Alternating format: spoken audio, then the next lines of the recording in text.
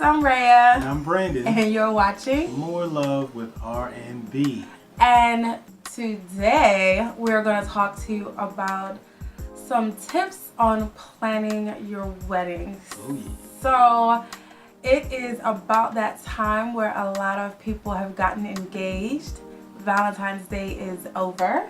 Yep. And yeah, we have some females rocking some sparklies on their finger.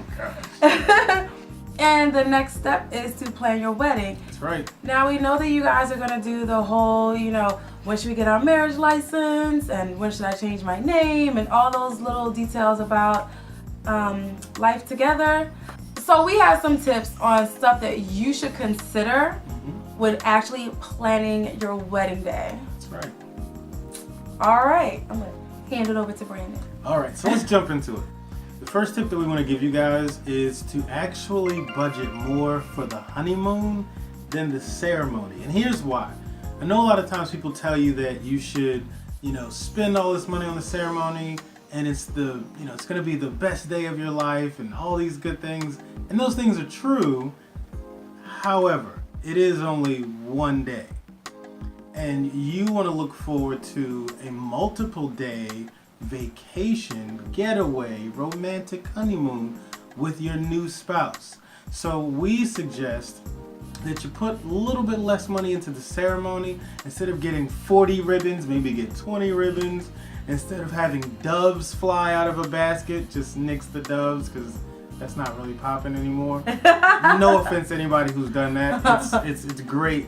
But just again, you want to save some of that extra money from the ceremony and put it into the honeymoon. So instead of taking like a 2-hour road trip to like some beach place or even some like cheesy hotel, like actually put the money into like a cruise or a trip out of the country where you can see exotic sights and have experiences that you and your spouse have never had before. Like it can be way more fun and romantic and adventurous than something small because you don't have a lot of money because you put it all into the ceremony. And how long was the ceremony? How long was our ceremony?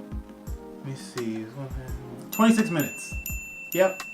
26 minutes because we don't play and we wasn't trying to do this. We were not trying to do this long drawn out. I want to get married now. Pronounce you man. Yes, let's get to that part like right now. Like as soon as you walked in the door, I was like, is this it? Now I can kiss the bride? No, like I can kiss the bride right now. I have to wait till. Oh, okay. You want your ceremony to be good, and you want it to be respectful and reverent and professional, and all the good things that a wedding ceremony should be. But again, we just kind of think that the money should really go into the honeymoon because that's where it's going to be best spent on you two that are getting married. When you have the ceremony, you're paying for the reception and you're paying for everybody else to eat and you got to pay this vendor and that vendor and a DJ and all this paying for all this stuff. Try to find ways in your wedding budget to narrow it down so that you can take some of that overage and some of that extra money out of that and put it into the honeymoon. So speaking of overages and where you're going to put your money and stuff like that, our next tip for you is don't feel guilty about who you can't invite to your wedding. This wedding is not about them. It's about you two. And so we know that depending on where you want to have your wedding, you may not have the space. Maybe you've always wanted a destination wedding so you can kind of put your wedding and your honeymoon at the same time. But everybody can't fly to Puerto Rico or Hawaii or the Bahamas. And so you can't invite everybody. Don't feel guilty.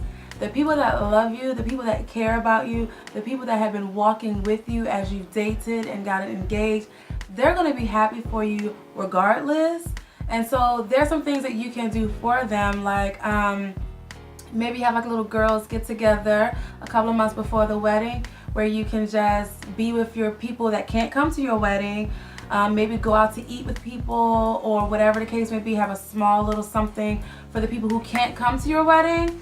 And then that way you can actually plan the wedding that you want, afford the wedding that you want, and afford the honeymoon without feeling obligated to pay for people when the wedding's not even about them. It's about you.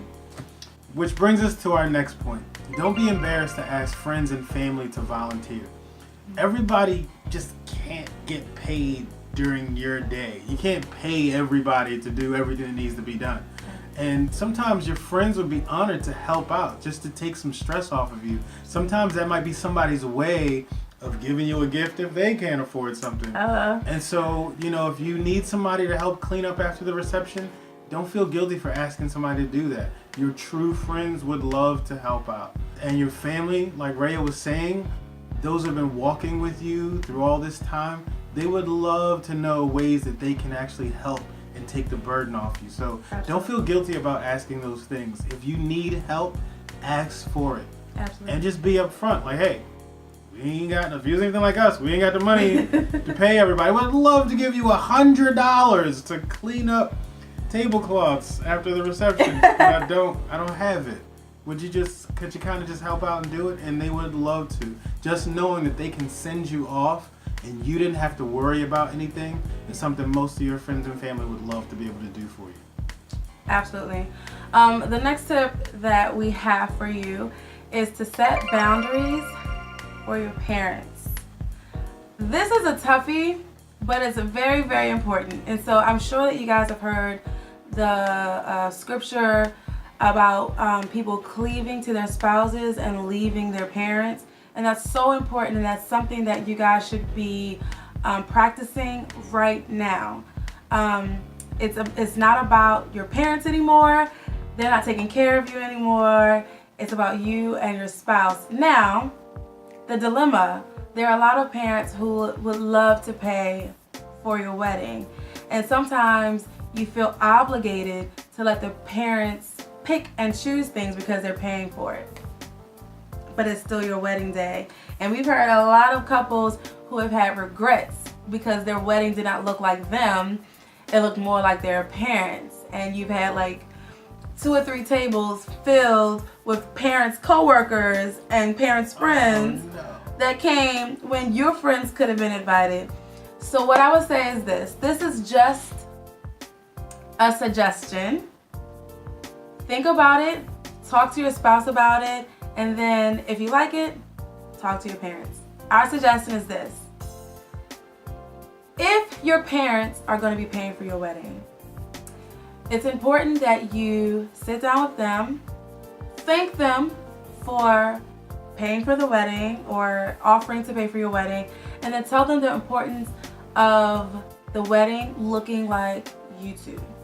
Okay? Let them know what it is that you want, and have them be in the planning process with you and allow them to make this wedding look like the two of you. But set the boundaries and let them know that the two of you are becoming one. You love that your parents can help you, but make sure that you have no regrets for your beautiful wedding day. So that brings us to our last point, and some might even say the most important point, is continue to date each other. Sometimes we can get so busy and so wrapped up in planning that that's all our lives are about. You wake up, especially if you go to work, you wake up, you go to work, you probably got, brides probably have a notebook with all their wedding stuff in it, and it goes everywhere you go, and your whole life is wrapped around planning. And that's what you do 24/7. When you guys come back together, you talk about the wedding, you talk about the honeymoon, you talk about who's gonna do this, when you're gonna get the tux, when you're gonna get your bridesmaids fixed up and dress sizes and shoes and handkerchiefs and roses and flowers and all this other stuff that you're talking about. And then you forget to just say, hey babe, how are you? Like, don't miss each other. Yeah. Don't spend all this time together and look up in like 3 weeks, 4 weeks, 2 months and be like we are missing each other. Continue to date. Remember the importance of what brought you two together, and that was connecting. So now that you'll be man and wife and you'll be able to connect on even deeper levels and spend even more time together, you want to take that habit into your marriage, that continuing to date, so that you don't let wedding planning take over your lives. Absolutely. So we want to say congratulations to all Yes, of our newly congratulations. engaged couples. Yes. We are excited for you, and if you are newly engaged and you're watching this, please list your wedding date in the comments below. We'd love to just give you a shout out and congratulate you guys. We hope that these tips helped you. If they did, please give this a thumbs up. If you know anyone who is newly engaged and are planning their weddings and maybe tackling some of these points that we listed, please share this video. Please. And please, if you haven't already, Subscribe. join the family. Come be a Subscribe. part of the conversation. We really appreciate you guys spending Yeah. time with us. And again, we hope you enjoyed it. That's right. We'll see you guys later. Bye.